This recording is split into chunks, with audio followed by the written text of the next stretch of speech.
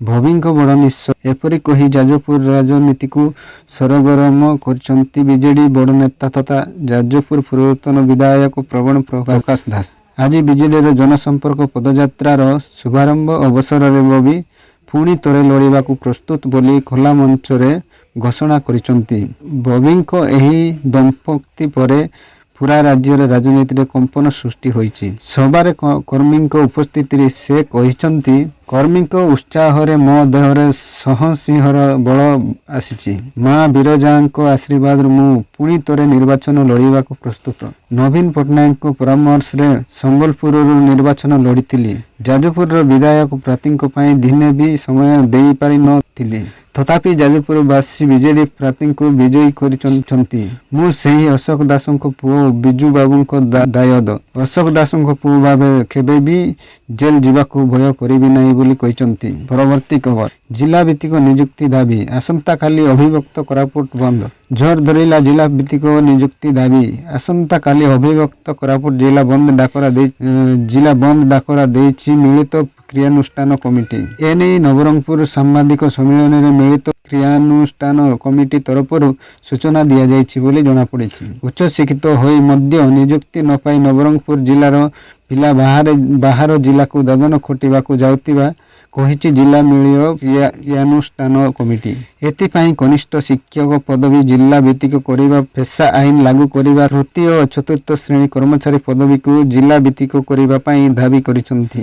ଗତ ଦିନରେ କନିଷ୍ଠ ଶିକ୍ଷକ ନିଯୁକ୍ତ ପାଇଁ 860ଟି ପଦବୀ ମଧ୍ୟରୁ ନବରଙ୍ଗପୁର ଜିଲ୍ଲାର 134 ଜଣ ପ୍ରାର୍ଥୀ ନିଯୁକ୍ତି ପାଇଛନ୍ତି। ବଳକା 726 ଜଣ ଅନ୍ୟ ଜିଲ୍ଲାର ପ୍ରାର୍ଥୀ ରହିଥିବା କହିଛି ଜିଲ୍ଲା ମିଳିତ କ୍ରିୟାନୁଷ୍ଠାନ କମିଟି। ଏହାକୁ ଦୃଷ୍ଟିରେ ରଖି 3ଟି ଦାବି ରଖିଛି ମିଳିତ କ୍ରିୟାନୁଷ୍ଠାନ କମିଟି। ଆସନ୍ତାକାଲି ଅବିଭକ୍ତ କୋରାପୁଟ ଜିଲ୍ଲା ବନ୍ଦ ଡାକରା ଦିଆଯାଇଥିବା ବେଳେ ଦାବି ପୂରଣ ନ ହେଲେ 5 ତାରିଖରେ ଜିଲ୍ଲାର କଳା ଦିବସ ପାଳନ କରାଯିବ ବୋଲି ସୂଚନା ଦେଇଛନ୍ତି। ଏହା ସହ 5, 6, 7 ତାରିଖ 3 ଦିନ ଧରି ଜିଲ୍ଲା ଶିକ୍ଷାଧିକାରୀଙ୍କ କାର୍ଯ୍ୟାଳୟ ସମ୍ମୁଖରେ ଗଣଧାରଣା କରାଯିବ। ଏହି 3ଟି ଦାବି ନେଇ ମହାତ୍ମା ଗାନ୍ଧୀଙ୍କ ପ୍ରତିମୂର୍ତ୍ତି ତଳେ ବସି ମୁହଁରେ କଳା ପଟି ବାନ୍ଧି ନୀରବ ପ୍ରତିବାଦ କରିଥିଲେ ନବରଙ୍ଗପୁର ମିଳିତ କ୍ରିୟାନୁଷ୍ଠାନ କମିଟି ସଦସ୍ୟ।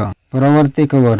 ଘୂର୍ଣ୍ଣିବଳୟ ସକ୍ରିୟ। ରାଜ୍ୟରେ ପୁଣି ଲଗାଣ ବର୍ଷା ସମ୍ଭାବନା। ଉତ୍ତର ବଙ୍ଗୋପସାଗରରେ ଘୂର୍ଣ୍ଣିବଳୟ ସକ୍ରିୟ ରହିଛି। ଆଗାମୀ 4 ତାରିଖ ବେଳକୁ ଲଘୁଚାପ କ୍ଷେତ୍ର ସୃଷ୍ଟି ହେବା ସମ୍ଭାବନା ରହିଛି। ପଶ୍ଚିମବଙ୍ଗ ଓ ଓଡ଼ିଶା ଉପକୂଳ ନିକଟରେ ଲଘୁଚାପ ରୂପ ନେବାର ଆଶଙ୍କା ରହିଛି ବୋଲି କହିଛନ୍ତି। ଲଘୁଚାପ ପ୍ରଭାବରେ 4 ତାରିଖ ବେଳକୁ ରାଜ୍ୟରେ ପୁଣି ଲଗାଣ ବର୍ଷା ସମ୍ଭାବନା। ଏନେଇ ମୃତ୍ୟୁଞ୍ଜୟ ମହାପାତ୍ର ସୂଚନା ଦେଇଛନ୍ତି।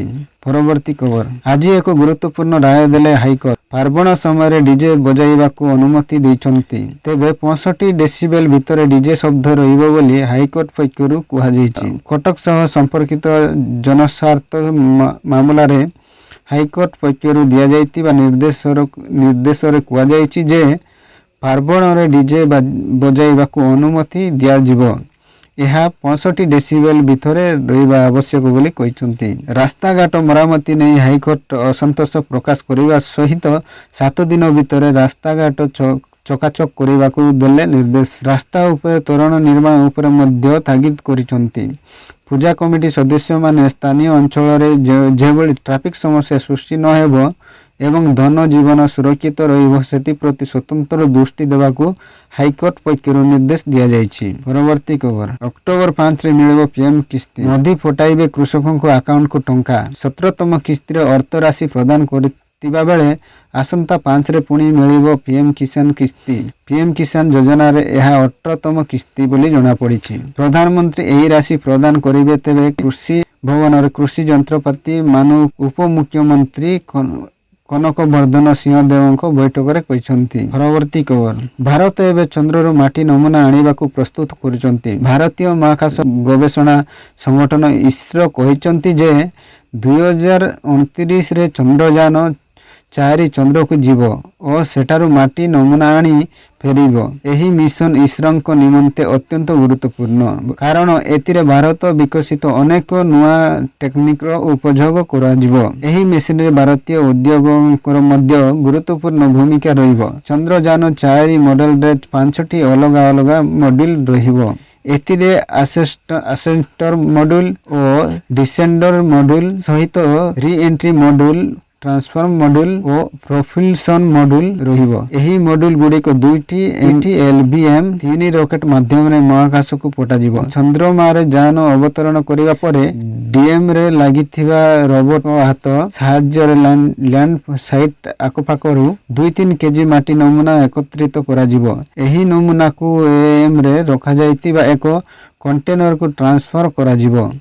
यह छड़ा एक ड्रिलिंग मेसिन सहायता रे चंद्रपृष्ठ तळु नमूना एकत्र करा जिवो बोली जाइछि। परवर्ती खबर आज कृषि भवन स्थित ऑडिटोरियम रे कृषि यंत्रपाति निर्माता समावेश उपमुख्यमंत्री तथा कृषि और कृषक सशक्तिकरण एवं शक्ति मंत्री कनक वर्धन सिंहदेव अध्यक्षतार अनुष्ठित होइतिला। एही समावेश रे राज्य तथा राज्य बाहर बहु निर्माता माने जोग दैथिले।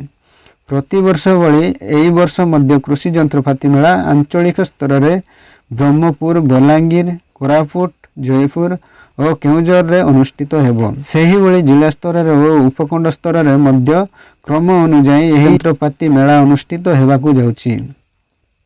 ओडिशार क्षुद्र अति क्षुद्र चाषी संख्या अपेक्षाकृत अधिक तेणु सेमानक हित को दृष्टि रखी निर्माता माने आवश्यक कृषि यंत्रपाति निर्माण करने दरकार एवं सही कंपनी गुड़िक निजर विक्रय तथा मरामती केन्द्र निकट में खोलने उपमुख्यमंत्री सिंहदेव परामर्श देइछन्ति, जहा द्वारा चाषी कौन सी समस्यार सम्मुखीन हेले तुरंत मरामती सुविधा पाई पारिबे बोली समावेश जोगदेई उपमुख्यमंत्री सिंहदेव कहिथिले।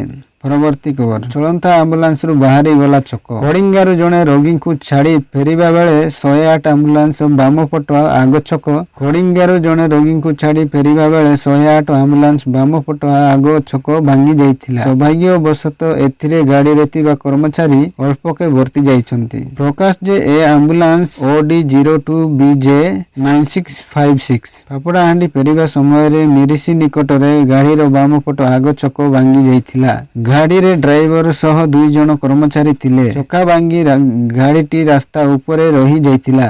गाड़ी बहुत पुराना होइतिबार बेले रक्षणाबेक्षण अभावरु एपरि घटुतिबा स्थानीय अंचल लोके अभियोग करचन्ति बोली जणा पड़िछि।